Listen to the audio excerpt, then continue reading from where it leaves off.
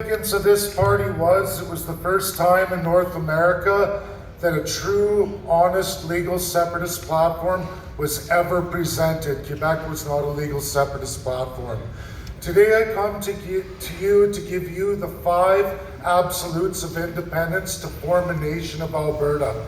If you don't follow these 5, you will never achieve independence. Number 1 is First Nations. In Alberta, we have treaties 4, 6, 7, 8, and 10. We must give them First Nations self-government, 5.13% of our GDP, and of our crown lands, both provincially and federally. We do that, and I guarantee all of you and all your children, we will be able to divide up all the rest of the crown land to each and every one of you, 4.37 million people. Number 2 is the military. We cannot form a nation without a 4% GDP contribution to an Alberta military. Now, we can do that with the lease from the United States or BATIS from the UK, as we have the Western Army right here in Suffield, but we can bring that US Army. I've been to the US, I've been to the Trump administration, I'm boots on the ground. For $1 billion a year, we can lease 30,000 troops, air support to support us on our international national commitments. Number 3 is police. We cannot win the RCMP. That is impossible inside Confederation or outside. They will never vote for our way. They can't, they're mandated to go with the Crown. We take the Alberta Federation of Police, which is over half the police force in Alberta. They're the upper tier, they're municipal, we see with Calgary, Edmonton. They're recognized internationally. They have all the same level of field experience as the CIA and all through the rest of it. Number 4, the ATB. We are the only province in Canada with a public corporate bank that we could make as the Bank of Alberta. Number 1, you can get your own interest rates. Number 2, you can set your own currency. Number 3, each and every single one of you, no matter where your money is throughout the world, that can be transferred anywhere you have it in the world, dollar for dollar, right here to Alberta. Number 5, which is most unpopular, but is the absolute truth, it has been failed to be educated to our children and to all of you in this room, is the UNSC, the United Nations Security Council. Without that United Nations Security Council, those big 5, you cannot form a nation in this world, not since World War II. They are the world power, the police, you have to go through them. Check it out, South Sudan, last nation to get status. Finally, a political party. A big show of hands here, all of you here in Alberta. How many of you have been grassroots in a party just to watch that grassroots come up and it get usurped and it's no longer what you wanted? Raise your hands.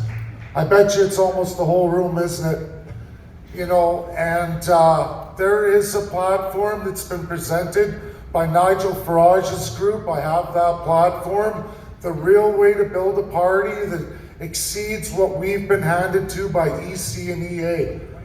Okay, this political party bill, for all those that want to get on, we have a 2-year window to get this done.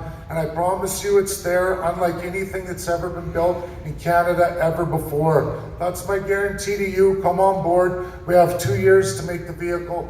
Thank you. Find me, ask questions. I'll be here. Thank you.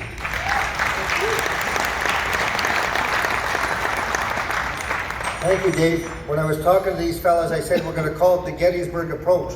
Well thought out, well presented, well remembered. So thank you, David. Our next speaker is Dave White from the Freedom Conservative Party.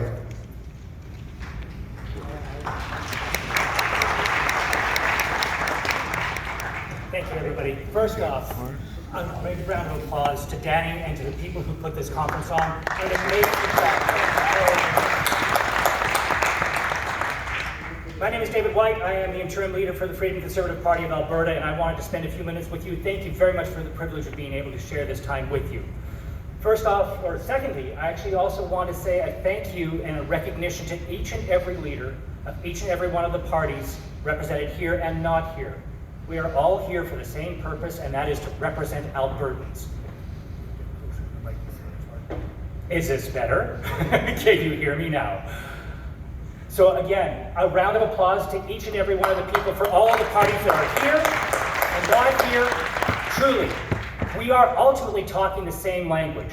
We take a look at our platforms, and if you lay them over, it is almost an exact duplicate of one another. There are small differences in between the two, and we are all agreed that fractured and as small parts, we are not going to be able to achieve what it is that we absolutely have to achieve. And that is proper representation for Albertans. Coming together under one flag, under one name, representing all Albertans on all sides of the problems, that is absolutely essential and critical.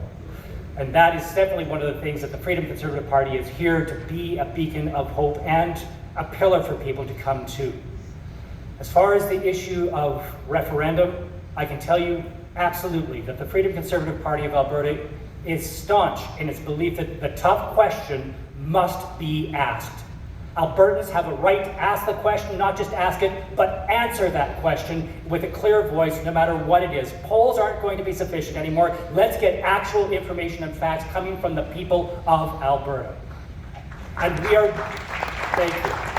And we are absolutely no longer a fringe element. We have very intelligent, capable, competent people speaking, as we've seen here at this conference. This is not a fly-by-night issue. This is Alberta speaking up for Alberta, saying enough is enough.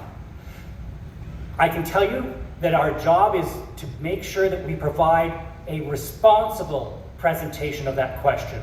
To make sure that that question, when it's asked and answered, is done so in a way that we actually represent Albertans where they're able to safely ask and represent themselves. Not stoking flames of discontent to the point as to where we're saying grab your guns, not terrorizing people, not scaring families and children as to whether they have to get guns in order to protect themselves in 2 years' time, but making sure that a calm, measured voice is there for all of Alberta. We have the left side where we have Kenny, who is basically ineffectual against the Liberals. We have the right side where we have some very powerful and prominent voices that are advocating for extremes. We need to fill in that middle ground where we're responsible and progressive and safe for everybody to ask and answer that question. And that is definitely a critical component, and we're definitely going to be driving toward that, hopefully unified under one voice for all of these parties to come together and say again in one voice, we are speaking for Alberta, for yourselves, and you deserve nothing less. Thank you very much for your time. I appreciate it. There's a man, if he's as careful with our money as he was with our time, we'll have a balanced budget. So thank you, David. Now we have Patrick Wiley, the Executive Director of the Alberta Independence Party. Patrick, your turn. Thanks, Danny.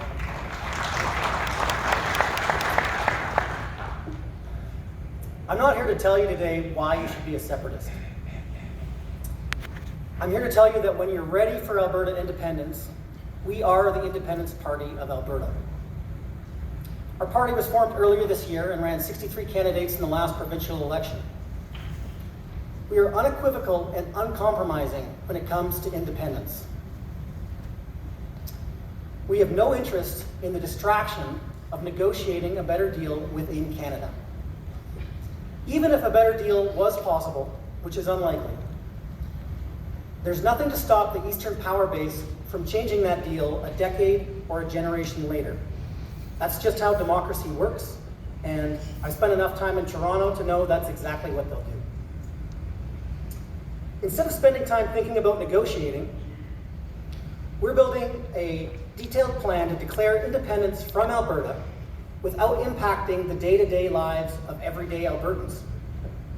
The only change will be more prosperity and a sovereign wealth fund that will rival Norway. The heart of our strategy is a 4-year transition plan. It details how we will address all the aspects that need to be addressed. This includes taxation, police, border control, defense, currency, foreign relations, trade agreements, First Nation, Crown lands, a pension plan, and employment insurance.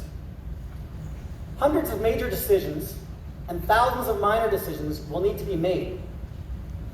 But for the first time, those decisions will be made by Albertans for Albertans.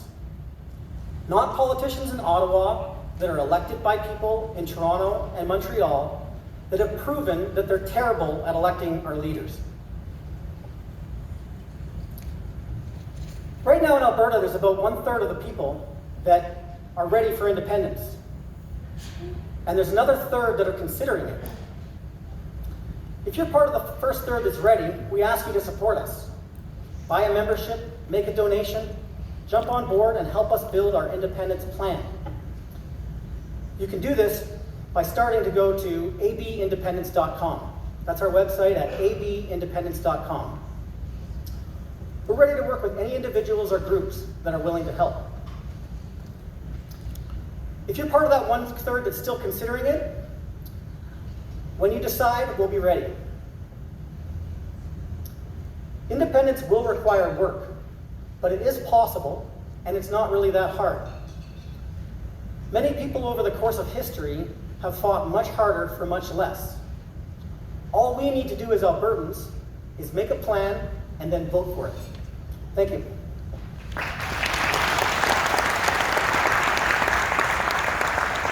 Boy, the future looks bright. There's a fellow who's going to be running a surplus. We had time left over, and I assume we'd have money left over too. Thank you, Patrick. Now, Josh Anders is with Project Confederation. He's certainly not a separatist. He's trying to tell us how we can fix our country, and I'll let him do that. Come on up, Josh.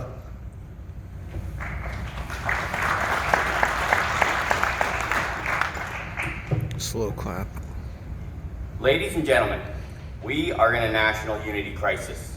Last month's election laid bare a truth that has been echoed across the media, has dominated coffee shop politics, and has even made the politicians, who normally bury their heads in the sand, look up and pay attention. Alberta and her interests are minuscule on the national stage.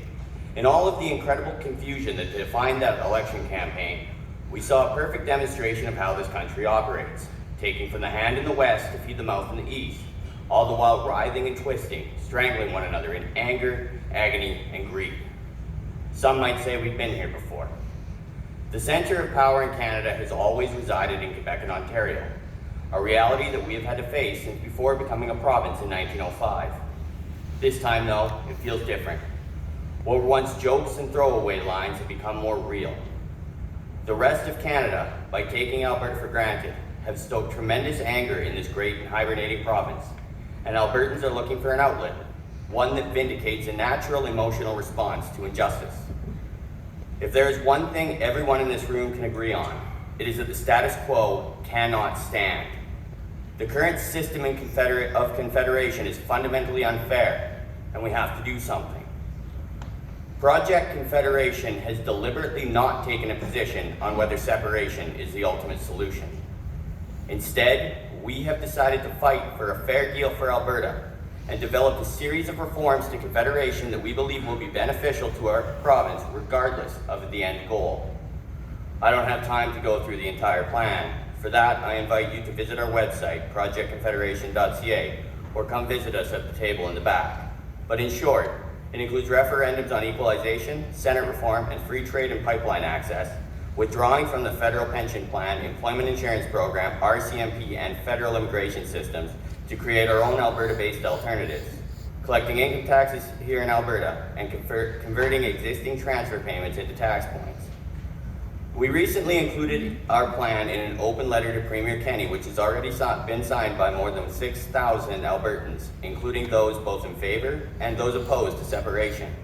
Again, if you haven't signed our letter yet, come see us in the back. We have hundreds of people who have volunteered their time and money to help us because they believe that separation is the answer, but recognize that pursuing many of these reforms is necessary on the path to that intended goal. We also have hundreds of people helping us who don't really want to separate, if it can be avoided, but do agree that Alberta needs more independence from Ottawa. These people see our plan as a calm, rational, and credible way forward, as long as Ottawa is willing to listen. The key is that no matter what outcome you're pursuing, the proposals that we have laid out would be good for Alberta. If Ottawa doesn't listen, then who knows what would happen. But either way, before making any demands, we should figure out what it is that we actually want. Premier Kenny announced a fair deal panel last week that will ask Albertans for their opinion on many of the issues we have highlighted in the last 2 weeks. The Fair Deal panel, which will host public consultation to bring forward ideas and to help shape the province's response to this national unity crisis. In creating this panel, Kenny has opened the door. However, it is still up to us to walk through that door. We, all of us, have a job to do. We have been given an opportunity to present solid arguments based on fact and crafted with intelligence to build a case as to how we feel Alberta can flex its political and economic muscles. The time has come to work together. If we are working in silos, we will accomplish much less than what we can accomplish if we collaborate, engage in the process, and show a united front to Ottawa. It's time to rise to that challenge. If we succeed, independence is achievable, whether that be within or without Canada. Thank you very much.